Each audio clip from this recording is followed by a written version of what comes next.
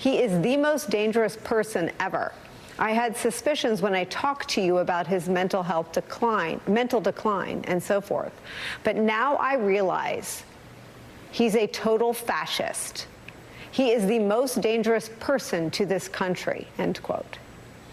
A fascist to the core, General Milley repeated. Bob Woodward said he will never forget the intensity of Milley's worry in that moment. Now, this should be stop everything stuff, right? Truly stunning words out of the mouth of one of the most respected people in this country, one of the most respected people who's ever served our country. And we should focus on them because we have them now. And we're just 21 days out from this hugely consequential election. And those words were uttered by a man who devoted his entire life, literally decades, protecting the men and women who served under him and all of us who went about our lives, protecting the American people by upholding the U.S. Constitution.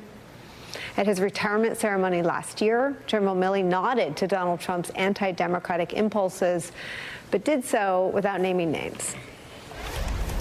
We don't take an oath to a country. We don't take an oath to a tribe. We don't take an oath to a religion. We don't take an oath to a king or a queen or a tyrant or a dictator. We don't take an oath to a wannabe dictator. A wannabe dictator. Only one guy that fits that description. And we have that.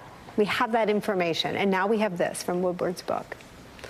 Now, Milley's warning to Bob Woodward that the man running to be our commander-in-chief is, quote, fascist to the core, General Milley's words, holds even more weight over these past few days as we've heard the ex-president's mask slip and publicly call Americans who disagree with Donald Trump and MAGA, quote, the enemy within, end quote.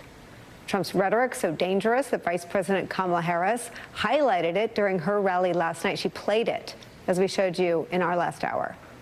What she played at her rally was a compilation of Trump's comments and made remarks that echo what we heard General Milley warn us about. This is among the reasons I believe so strongly that a second Trump term would be a huge risk for America and dangerous.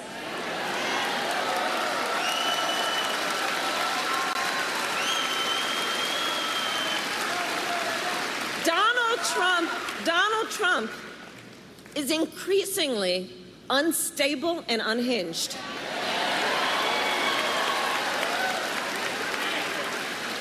And he is out for unchecked power. That's what he's looking for. Clarity. Vice President Kamala Harris is giving you clarity to choose whomever you would like in November, but you will have clarity, and so is General Mark Milley. He's given it to Bob Woodward. He's given it at that speech about a wannabe dictator, right? Harris is right now taping a live radio conversation with Charlemagne the God in Detroit. We'll bring you some of those comments. They're available as soon as they get underway. We'll show them to you. We'll play them for you as soon as we have them. But the current GOP presidential nominee being, according to the former chairman of the Joint Chiefs of Staff, a, quote, fascist, who is, quote, the most dangerous person to the country, is where we start the hour with some of our most valued and favorite experts and friends. Retired four-star general and MSNBC military analyst Barry McCaffrey's here, and CEO of Iraq and Afghanistan Veterans of America, Allison Jaslow, is here. Barry McCaffrey, I start with you. Your thoughts on what we have in terms of information. I feel like we've wasted a lot of time waiting for the event where they announce their endorsement of Kamala Harris when all the information is staring us right in the face. Sure. This is all out in the open. You got to go back to 2020 when it was clear to me and other observers, and I was saying this on NBC News, that Trump was setting up, obviously, the potential for a coup against the Constitution of the United States to seize the election. He had an acting Secretary of Homeland Security. He had an acting Attorney General. He had an acting Secretary of Defense. He tried to fire the CIA director and put an acting director in there. And we should also remind ourselves that the chairman of the JCS, General Mark Milley at the time, but continuing, has no command authority over the armed forces at all. He's an advisor to the president, the Secretary of Defense, and the National Security Council. And so when Secretary Mark Esper was fired and disappeared, and a retired lieutenant colonel functionary of Trump appeared as the acting SecDef, not confirmed by the Senate, the legal chain of command was Trump and this retired lieutenant colonel. So we got to understand that there was a potential for essentially an armed insurrection suppression of an election. Mark Milley, 100 years from now, is going to be studied as a figure of integrity and principle in helping, along with the media and many Republican politicians, in saving the country. Allison, let me read you more about General Milley's life since retiring, as reported by Bob Woodward. Quote, since retiring, Milley had received a nonstop barrage of death threats that he, at least in part, attributes to Trump's repeated aggressive attempts to discredit him. Quote, he is inciting people to violence with violent rhetoric, Milley told his wife. Quote, but he does it in such a way, it's through the power of suggestion, which is exactly what he did on the 6th of January. As a former chairman, Milley was provided round-the-clock government security for 2 years, but he had taken additional precautions at significant personal expense, installing bulletproof glass and blast-proof curtains at his home. This is the world that Trump has wrought for the former chairman of the Joint Chiefs, General Mark Milley. Yeah, it's terrifying. I mean, I can't even imagine reading about putting the bulletproof glass in his home, which, you know, obviously he's somebody who served in the military, has been to war, but, you know, certainly his family isn't battle hardened like the general is. But, you know, this also brings up an important point as to what my organization is currently involved in terms of the work of what we're undergoing is traveling across the country right now with our partner Democracy First, bringing together veterans and their neighbors to have conversations about the future of our democracy here. And one of the key tenets we are trying to get citizens across the country to agree to is not supporting any elected leaders or candidates who will incite political violence, that there has to be a red line there. And so there's a real movement. I think it's great that somebody like General Milley is speaking out from his perch, but I really think that it's your everyday veterans, the veterans who live down the street from you, who really need to rise up in this moment and call for better in our country so that we can have a brighter future than the one we feel like we're living in right now. General McCaffrey, let me show you how Governor Wallace is trying to do what else, and just articulate it.